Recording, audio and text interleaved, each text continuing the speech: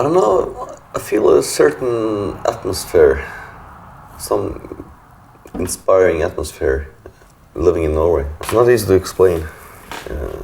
It's just the way most Norwegians feel. You're stuck to Norway, you know. You just love your country. I definitely feel I'm dealing with tradition. I don't feel like a fucking pioneer. We never went out and did Dark Throne for other things than tradition. I was jamming with some guys, we call ourselves Black Death, and it was awful. Like any other band starting out, it's just awful. We didn't know how to play, and you know, we were influenced by everything from Celtic Frost to Cryptic Slaughter, which is basically like California-based or whatever weird spastic hardcore act. I kept like one member from there, and we just went on. Changed the name to Dark Throne in the fall of '87, and things got more serious. I recorded first shitty demo tape like in early '88. And then one guy that I knew called me up and said, "Do you need a guitar player?" And yeah, sure, we need a guitar player. That was Nocturnal Culto. The first meeting with Fenris went very well. Yeah, we came along, and you know, I started playing with them straight away. You know, we would make the sort of riffs, you could say, that they're doing in horror movie music, and we're just playing that like metal. I started in Mayhem in March 1988. First met Euronymous, I gave him like a demo tape of me playing the drums. It was like double bass and blast beats in there, and it was like, yeah, okay, you're in the band. We got along very good from the first moment. I met Dead, which was a Swedish guy, and of course Necrobutcher. First time I saw him was going into his apartment, and a guy with very long hair sitting there, and like if the shotgun over his knee, you know, like this, looking very hard. Oh, hello, I'm Necro. You're a new drummer, eh? Yes, I am. I guess that Euronymous heard a demo tape of you and stuff. Yeah, I said, yeah. I liked it, I guess. Okay. So I thought, well, are we going to get friends, or? The first years, you know, with me, Euronymous and Necrobutcher was like, I really felt that, okay, this is the band I want to be with, you know. Because we really had something special going on. In 1989, I got in touch with these guys who played more extreme heavy metal, not this Iron Maiden type of guys, but and they played more seriously. They had bands, and they corresponded with other musicians in something they call the death metal underground. It's like an international network of youth playing heavy metal, extreme heavy metal music. And basically the reason they had this underground was because the system didn't tolerate this music, or it wasn't commercial enough, so they weren't interested. So they had to do it themselves. They just photocopied magazines and sold them to their friends and people they corresponded with. So that was my first contact with the more serious, so to speak, heavy metal underground. Anyway, I joined a band called Old Funeral. After a while, I found out that we didn't have the same musical taste, and also the culture they were in, like, were very alien to me. There was like they embraced more the things that I didn't like hamburger culture and stuff like that. You know.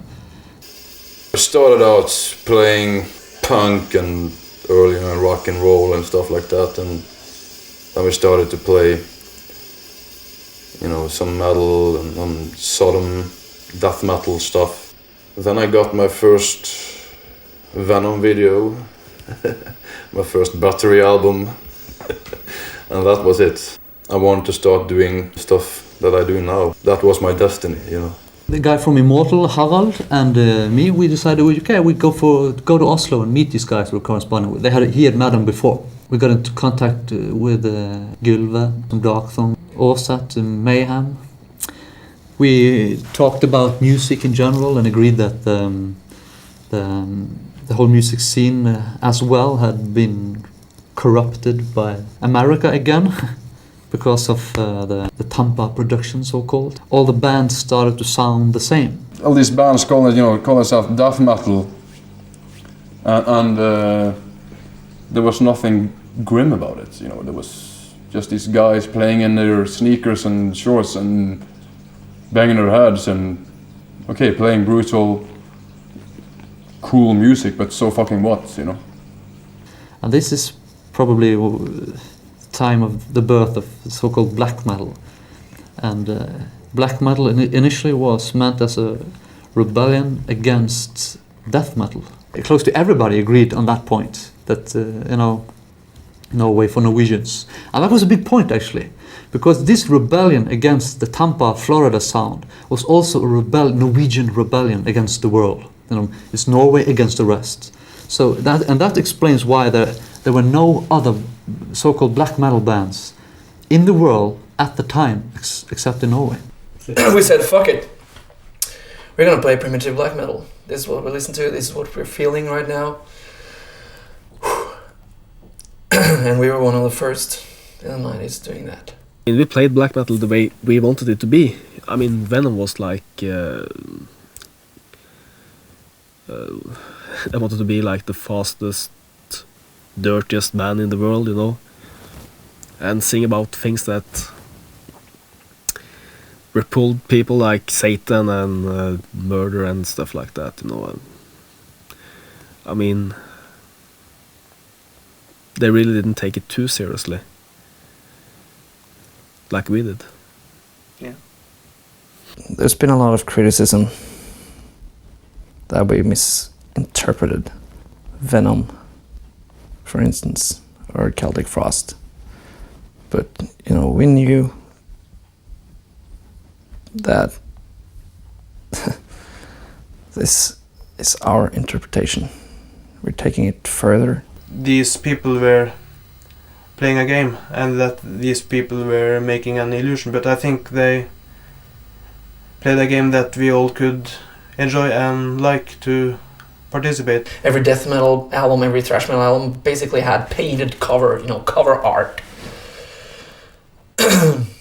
And people hadn't seen photos. Well, underground knew that Mayhem used corpse paint shit, but people in general looking through the vinyls and CD racks, they were just like, what the hell is this? A blast from the past? This is cold. I mean, it was not like that, well, guys, now let's put on some corpse paint and get some photos. It was like, for us, it was like kind of a ritual. We were wearing corpse paint without taking photos. I mean, we just disappeared in some desolate place. Always very silent, we didn't say a word. It was inspiring for us as a band. We did take a camera with us and take some photos, which was not really like we were posing, but it was more of a natural thing. You fucking dress up, you have accounts, and you just walk in the fucking forest. I did that. Varg Vikernes did it. It's part of the deal. This is the basement of our famous shop, Helvete. We wanted the real customers and the black metal people to feel right at home, as well as we wanted the people who didn't belong there to just back off and get the hell out. It looked like hell in there. So the name really suits the environment inside there. In the summer of 91, I went to the Helvete shop run by Euronymous for the first time. And that was like a kick in the back. It was very dark inside the shop. And there were upside down crosses. People wearing bizarre outfits with, dark clothes, a lot of spikes. Makeup and that kind of stuff. I used black clothes myself, but they had taken it a bit further then. And the atmosphere I felt there and then was that kind of atmosphere that I had wanted to feel in a place all my life. Like, this was the place of my dreams. I guess I was more excited than the other guys in Darkthrone. I like to hang out there and sit and drink and talk, discuss things and talk shit, shoot the fucking breeze. Euronymous and Mayhem and all that stuff going on in the early 90s was very influential. And I think that Euronymous as a character was extremely angry and upset. And today, I might have redefined my own opinions of the guy. But he was certainly very influential. All the mythology is written down by Christians, and they've kind of written in a humoristic way, you know, like with this certain Christian arrogance, you know, just laughing at the religion. It's no borders anymore, you know, to any country. So everybody's influenced by something, you know. But even I'm influenced by several foreign things, you know. But as go for Norway, it's like nothing can really compare to it for me, you know. Talking about this, you're just entering a minefield.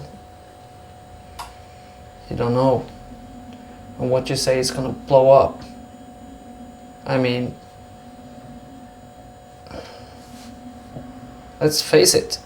National romance sounds like National Socialism, and then you're fucked. And then when we're starting to put our heads in with the national romantic people that basically just want to dress up for our national day and hail our fjords, I mean, it's all just a big mess. National Socialism and paganism in Norway and in any other European country, especially Northern Europe, can be lit like this because it's our archetypes, it's our nature, it's a natural philosophy of life, it's our philosophy of life.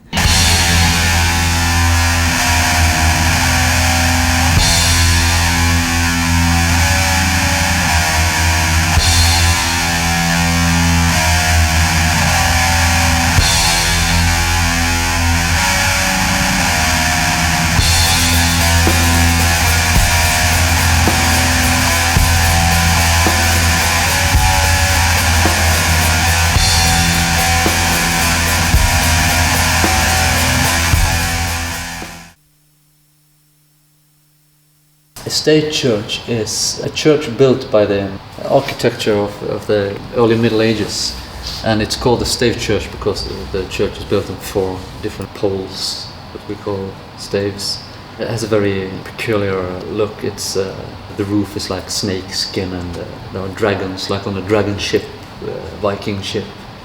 Sure, they say they have historical value, religious value and all this, but what they fail to remember is the fact that if you take, for instance, front of Stave Church, the church was built in another county in Norway, and they moved the church, I think, in the 19th century to this spot. Originally, the place was an old pagan holy site. It was, top of a mountain or a hill, but a hill. Where our forefathers used to celebrate the sun and the life-giving nature of the sun. The area has a natural circle in the ground and a hog that is a pagan temple. It's a really basically just a pile of rocks symbolizing the breast of Mother Earth. And what the Christians did was to move this church from another place and put it not close to this holy site, but on top of it, in the midst of the circle, actually breaking up the circle. And on the pagan hog, they put a big stone cross. So if they have no respect for the Norwegian culture, why on earth should Norwegians respect their culture? The media managed to portray anyone who would have long hair and black hair and a leather jacket to be a part of this criminal scene. On my 16th birthday, me and Grutle was celebrating. We were at some kind of pub. I sneaked my way in there. I was obviously not old enough. Go back on the street, and the last thing I remember hearing is like, "You fucking Satanist" or something. And there's like 40-year-old family father with a black belt in karate. He just jumps up and kicks me in the back, of my head. and starts pounding my head in the pavement and stuff. I was shit drunk, so I couldn't resist. So I wake up the next morning in the hospital, my head's cracked and shit. And it's like, what the fuck? He's been reading like a newspaper, one page, which, you know, tipped him over. He wanted to beat up somebody with long hair and like black clothes, whatever. A lot of black metal bands today, you know, they kind of say no to political views and stuff like that. There are a few bands who do have that, you know, and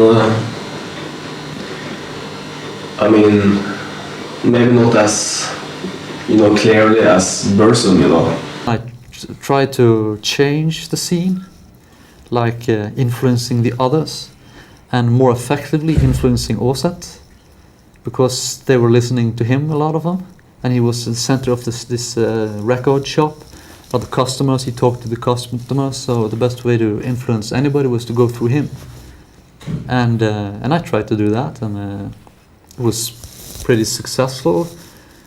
And but you know, it's no point in preaching for a bunch of morons, really. Åset started to address the problem with me. I was the problem, you know. I was the cause of all of this.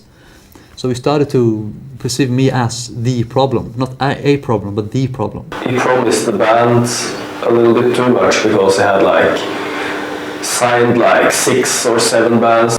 Several people started to dislike him because he gave them the impression that he almost as if he was organizing all of it. That is what he wanted it to look like. He started to talk about this black metal mafia, this mob, and he wanted to look as if he was some godfather of some organization, and he told that in interviews. And for a while we got along with it for fun. But of course, to him it was dead serious in the sense that he wanted to be like that, you know. He wanted to be a mob sort of organization. But of course, the others didn't. So, and of course, then everything falls apart. He can't be a mob all by himself, can he? You know? How many records actually came out on Death Like Science? 2 or 3, I don't know. We were very disappointed in Åset because he had these great plans and he never put any of them. He never did anything. He just spoke. We expected a lot from Mayhem. We was promised a lot too. Things really didn't happen at all, you know. I also disclosed him as a parasite economically. He was like using others economically, and he didn't pay his bills and all this stuff like that. The artist actually started to ask about where's the money, where's the royalty? And that was difficult again, because this money he has like invested in other projects, you know, like future projects. So I mean, what kind of business is that to run? It doesn't work that way. All of this added up to a confrontation, because I was like the reason everything, all of this happened, or so he believed, of course, rightfully. But anyway. I had driven the car from Bergen to Oslo, 8 hours. I had some naps on the way, because when the other guy was driving. And killed the guy. On the way back home, we had to drive a big, what do you call it? Omvei. On the way back from Oslo, we drove a different way, and I had to, you know, get rid of the clothes. A friend of mine had a sweatshirt in the back, and I luckily had a pair of pants in the car, you know, on the floor, you know. And so I got rid of the clothes and everything. We had to escape police. Actually, I drove away from the police. You know, typical bad luck. On the way back, we thought that, okay, we had to phone somebody in Bergen, you know, a friend of mine, so he could start making up an alibi. And in a town called Hønefoss, we found a phone booth, but there was a lot of youth, you know, gathered around it, so we just drove on, found another one. We stopped the car and it was broken. And you know, it didn't work. So the other guy I was in the car, the other guy found out that the phone was broken. And the police came. I know, and he was very suspicious. You know, in retrospective, I believe that probably this gang of youth had, you know, ruined the telephone. You know, they kicked it and broken the glass and everything, and they had moved on to the next phone booth. And of course, the policeman thought that we were the ones. You know, it was typical bad luck. You just killed a guy, and the police think you're ruining phone booths. You know? So he turned around and started to follow us. And luckily, I had been in the town a couple of times before, so I knew that by the train station you could turn right and just, you know, drive to the main road. And we were driving faster and faster, and the police just followed us. And when I came to the train station, I just, you know, drove like a maniac to get away. You know, and we got away. He didn't, you know, we never saw him again. When I arrived back home, first I had to go to visit my friend to create an alibi. I also had to go to the printers because I had an appointment there in the morning the next day. Of course, I forgot about it the day before, but... And then, finally, I could, you know, return home and go to sleep. And half an hour later, a journalist came at my door. I opened the door, and of course I was, you know, rather tired. I said, no, I'm not going to talk to you about this right now. And I closed the door. And the next day, they had a big headline, you know, Varg Vikernes is grieving. You know, I was as if I was grieving the death of my good friend. You know, I was like, what? And of course, this just shows how ridiculous the media is. You know, I killed the guy, and they just make big headlines that I was grieving because he was dead, my good friend. So it was, and of course, the next week, I was his big enemy. You know. I first found out by Euronymous dead by actually calling his mother. I mean, I tried to call him first at the shop. No answer. And I thought, well, maybe he's having dinner or so. So I called his mother, and she was like, her voice was like weird. Said, "Where is Euronymous?" And she was like, "No, he was killed this night." And I was like, "What?" Yeah, priest came to tell her, blah blah blah. And back then, I didn't know anything about Blackthorn and Varg doing that. After I killed Osset, the drummer of Mayhem phones me and says, do you know that Osset is dead? I said, yes. You know. And he said, like, good riddance, you know. He was just happy because of this conflict. There's no reason to cry, is it, you know? I mean, well, he was a good friend of mine. He was in the band, in Mayhem.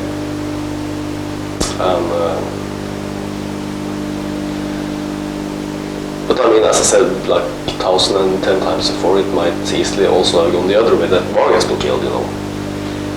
Could have, if Euronymous was into killing first, you know. So, well, I might seem careless about it than I am, you know. I see no reason that I really should care about this. We did not think it was Count Grishnak, so we were looking out. We were watching our backs. At the time, we had like some kind of a verbal war kind of thing with the Finnish and Swedish, you know, black metal guys. So I thought it was maybe some of them. So of course I started, you know, acquiring guns and knives. But of course there was no attack. I got this letter, I think it was from Sweden or something, with some pretty heavy threats of Euronymous. It was like Euronymous from that year till this year, and then just like rip. And that was posted before the murder, but it just reached me like the day before, or the day after. So I think like this is some people on the fucking killing spree, or some guy on the fucking killing spree, or some person on the fucking killing spree here. So when Euronymous was decked, I was like, Jesus fucking Christ. I'm up next. Or even Varg could be up next. I had my own label at the time, because I didn't want anything to do with them, so I just, started my own label. Why should I want anything to do with Death Like Silence production when I didn't want anything to do with the people? So I started my own label, and the albums were done, at the time. So I went to Oslo to pick them up, and while in Oslo, why not, visit Gylve of Darkthrone, and maybe I wanted to give him a CD and all this, So, and I had a friend accompanying me, one of the guys I plotted with after the killing, to get an alibi. So he was all shaky and nervous. And when we got to Gylve's place, we talked, and he probably understood what had happened. He's not, unlike most of the others, he's not dumb. He had this paranoia and was convinced that perhaps I was going to kill him as well. So, and the guy I brought with me, he was really nervous, So he probably thought that, okay, why is this guy nervous? Maybe they had some plans to kill me as well. Because he had read the newspapers as well, and perhaps believed or thought that perhaps it's true. Perhaps he wanted to take over and get rid of all the important people, And he was, of course, one of the important people. So, and we just talked about everything, talked about the killing and all of this. Of course, I didn't tell him that I did it. And when I was leaving, I said, "Oh, you want a CD, right?" "Oh, yes, you want a CD. Okay, come out. It's in the car." And he was like, "Oh, really?" So, when we were leaving his apartment, he brought a big axe. And he said, "Well, you never know." So he brought this huge two-handed fire axe to get a CD in the car, because he was really paranoid and confused. I never really expected Varg, because I fucking told him I had this letter, and I was thinking of giving that letter to the police, okay? And the thing that Varg said was, "Don't do it." It's like, he was not putting an emphasis on it or anything like that. It was like, "Don't do it." And that's what I'm thinking. Why? I mean, if he'd done it, why the hell didn't he want me to bring some evidence to the police that maybe someone else did it? So then that was probably when he was in my house, and then I felt more certain that he did not do it. Still, I fucking brought the axe out. I mean, what the hell is wrong with that? I'm telling you, I was fearing people lurking in the forest around my house. But of course, it's an amusing story, really. He brought a big axe, to walk 20 meters to the car and pick up a CD and go back. So this is funny. The attorney I had was like, he thought that the church burning cases weren't important at all. So he didn't bother putting much energy into them, because he meant that this murder charge was the important charge. And of course that's correct. But because if you burn a church in Norway, you get like 1 or 2 years in prison, because that's just damaging property. And then you get maybe 6 months extra because it's religious value or something. But if you kill somebody, you can get 21 years. So, but of course, in effect, they weren't angry that I killed that person. He was just a pain in the ass anyway to them. What they were angry at was, of course, that they believed that I had burned or were responsible for all the burnings of these churches. That was their. So my attorney, I think, got it all wrong. We should have put as much energy into these church cases as the other cases. Okay, I was in there for maybe 20 minutes. And the main question was like, well, things that I have said in the police report, something like, well, one specific question was like, you said that Euronymous wanted to be treated as a king. His parents sitting there, I said, yes, of course, he did, you know. I could almost, you know, feel their eyes in my back, you know. That was the truth, you know, and I should not tell the truth. A Swedish mental patient testifying against me, who claimed in court that I had drunk her blood from her neck. And of course, the newspaper didn't mention with one single word that this was actually a mental patient. So the front page the next day was that, you know, the Count drank my blood. Euronymous did some good albums at the end of the old days, which is priceless to this day. You know, that is black metal, really. Worldwide press got into it, and then it exploded. That was the time to shut up for us. I think that is a major basic losing effect, that now it was brought into daylight and it should never go back really to the scene it once was. It's almost like you take a troll out of the cave and put it out into the sunlight and it explodes. They just saw that black metal was going to be like the big thing, so they just started to play black metal. Oh, we want to play black metal now, and in our eyes that didn't gain one bit of respect at all. I mean, they should stick with their original ideas, I think, because they started to play black metal because it became a trend, not because they was like black metalers in their heart, their true heart. It's been put down to a level of understanding, even though it was understandable. It was something hostile and like you couldn't define it because it was something that was so threatening and new, and so I don't know, yet devilishly manipulating, even though like it was something tempting.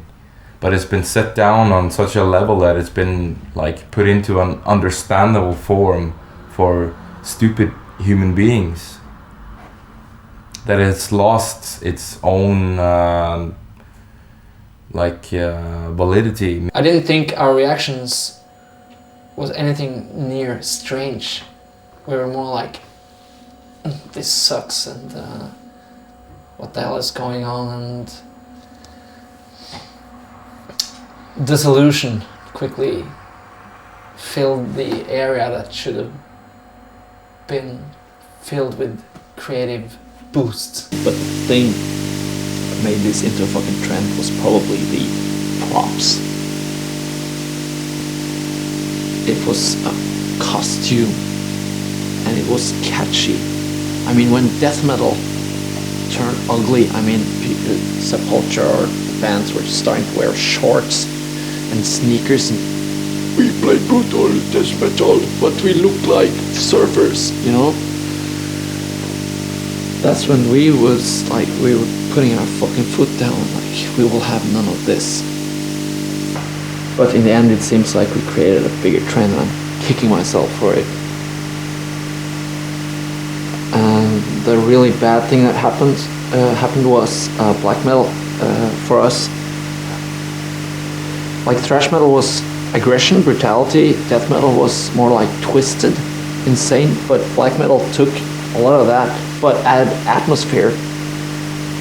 And that was when what went wrong was a lot of bands starting out maybe like 94, taking this thing further, was people just focusing on the atmosphere. And then added to the atmosphere, but when they focused on the atmosphere, they took the atmosphere away, because the thing that was dynamite with black metal was aggression, heritage from the 80s and atmosphere, but these bands just took the atmosphere and then added to it like synthesizers, female vocals, triggered bass drums, beautiful production, solos, whatnot, you know. And then it's just a parody of itself. And then all the kids love it. A lot of bands are very clean and playing nice music, being nice to the media, just sucking asses all over. So it's much more accepted today. It is. So, but that's the time we're living in now. You know, I think it was more magic to the whole thing. You know, in the early 90s, I guess, yeah.